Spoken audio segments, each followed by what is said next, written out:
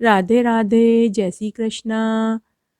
आज मैं आपको कार्तिक मास के महात्म्य का 34वां अध्याय सुनाने जा रही हूँ। इससे पहले वाले अध्याय में माता पार्वती ने देवताओं को श्राप दिया, जिस वजह से पेड़ बन जाने का श्राप दिया। और अब हम इस अध्याय में सुनेंगे कि पीपल का पेड़ शनिवार को छोड़कर सप्ताह के बाकी दिनों में क्यों नहीं पूजा की जाती है, वो विवरण इस अध्याय में आएगा। हे सूत जी, पीपल का पेड़ शनिवार को छोड़कर सप्ताह के बाकी दिनों में क्यों नहीं पूजा जाता है? तब सूत जी ने कहा कि समुंदर का मंथन करने से जो रत्न देवताओं को मिला, उनमें से देवताओं ने लक्ष्मी और कौस्तुभमणि भगवान विष्णु को दे दी। विष्णु भगवान जब श्री लक्ष्मी जी से विवाह करने के लिए तैयार हुए, तो लक्ष्मी जी ने कहा कि हे प्रभु, जब तक मेरी बड़ी बहन का विवाह नहीं हो जाता, आप मुझ छोटी बहन से विवाह कैसे कर सकते हैं?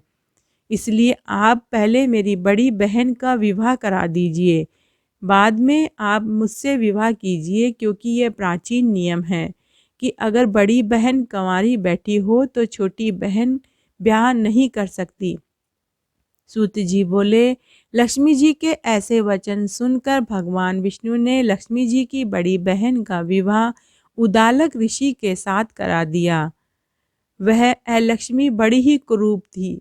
बड़ा मुख, चमकते हुए दांत, वृद्धा के समान शरीर, बड़े बड़े नेत्र और रूखे बाल। महर्षि उदालक भगवान विष्णु के आग्रह पर उनसे विवाह करने के लिए तैयार हो गए और वेद मंत्रों की ध्वनि से गुंजाते हुए वे लक्ष्मी को लेकर अपने आश्रम में आ गए। वेद ध्वनि से गुंजित हवन के पवित्र धुएं से सुगंधित उस मनोहर ऋषि आश्रम को देखकर लक्ष्मी बहुत दुखी हुई। उसने महर्षि उदालक से कहा कि इस आश्रम में वेद ध्वनि हो रही है, अतः यह स्थान मेरे रहने योग्य नहीं है, इसलिए तुम मुझे किसी दूसरी जगह ले चलो। लक्ष्मी की बात सुनकर महर्षि उदालक ने कहा कि तुम यहाँ क्यों नहीं रह सकती, और तुम्हारे रहने योग्य दूसरी जगह कौन सी है, मुझे बताओ।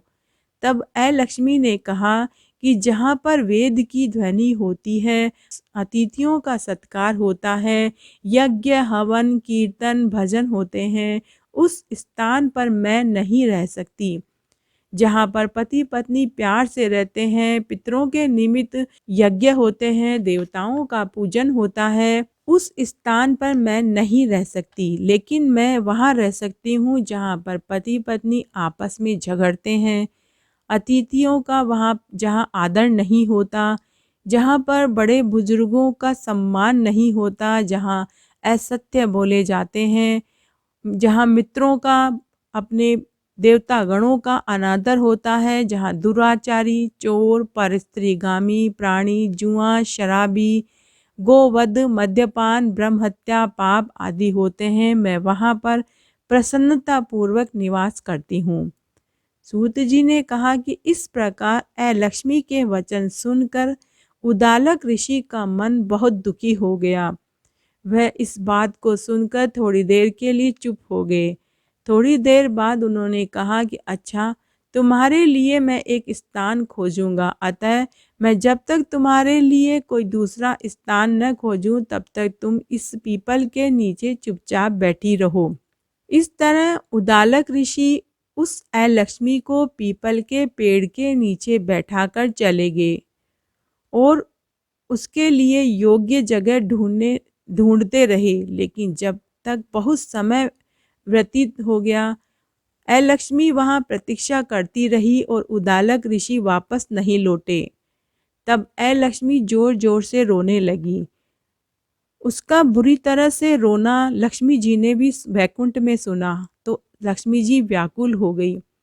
उन्होंने दुखी होकर भगवान विष्णु से कहा कि हे प्रभु, मेरी बड़ी बहन लक्ष्मी पति के त्याग देने से बहुत दुखी हो गई है, अतः हे नाथ, यदि मैं आपकी प्रिय पत्नी हूँ तो आप उसे आश्वासन देने के लिए मेरे साथ वहाँ चलिए।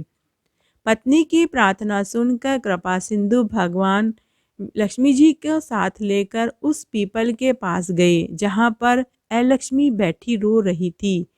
उसको आश्वासन देते हुए भगवान विष्णु ने कहा कि हे लक्ष्मी, इस पीपल की जड़ में तुम सदा के लिए निवास करो, क्योंकि मेरे ही अंश से इसकी उत्पत्ति हुई है और इसमें मेरा निवास रहता है। प्रतिवर्ष गृहस्थ लोग तुम्हारा पूजन करेंगे और उन्हीं के घर में तुम्हारी छोटी बहन निवास करेगी। स्त्रियों को विविध प्रकार के उपहारों से तुम्हारी पूजा करनी चाहिए। मनुष्यों को चाहिए कि वह पुष्प, धूप, दीप, गंध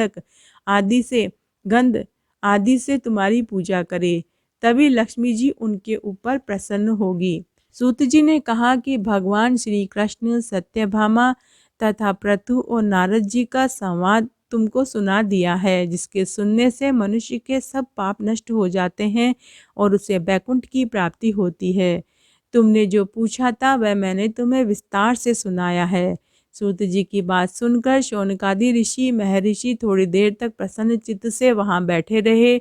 बाद में वह श्री बद्री नारायण के दर्शन को चले गए। जो प्राणी इस कथा को सुनता है और दूसरों को सुनाता है, वह इस संसार में समस्त सुखों को भोग कर अंत में बैकुंठ को पाता है और 84 के फेर से मुक्ति पाता है। तो आज मैंने आपको 34वां अध्याय सुनाया। अगर आपको ये पसंद आए तो कमेंट बॉक्स में ओम नमो भगवते वासुदेवाय जरूर लिखें। मुझे आपके कमेंट का बेसब्री से इंतज़ार रहेगा और रहता है। धन्यवाद।